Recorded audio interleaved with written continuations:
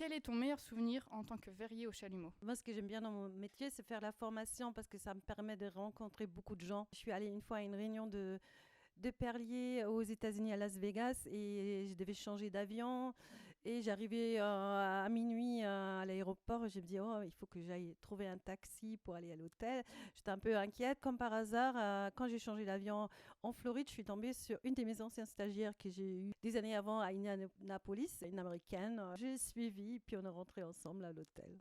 Donc c'est sympa, ça rapproche des gens. En fait, c'est une petite monde où tout le monde se connaît un peu. Ça rejoint la même chose, c'est un milieu qui est assez petit, où tout le monde est assez bienveillant les uns vers les autres. Mon meilleur souvenir, c'est ma formation que j'ai faite avec un verrier qui s'appelle Reynald Decomte. Je commençais à peine, et puis à la fin de la session, il m'a pris entre quatre yeux, il m'a dit bon tu viens à la maison et puis je t'offre le matos pour commencer. Donc il m'a offert pas mal de matériel.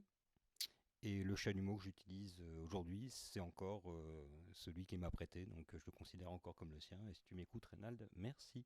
En 2012, j'ai sorti un livre sur le travail du verre au chalumeau et ça m'a pris 2 ans et c'était un projet que j'avais déjà longtemps dans la tête et c'était un peu comme un puzzle, c'était magique en fait. À chaque fois quand j'avais besoin d'aide d'un photographe, d'un traducteur, d'un imprimeur, au moment que je cherchais, je tombais sur la personne.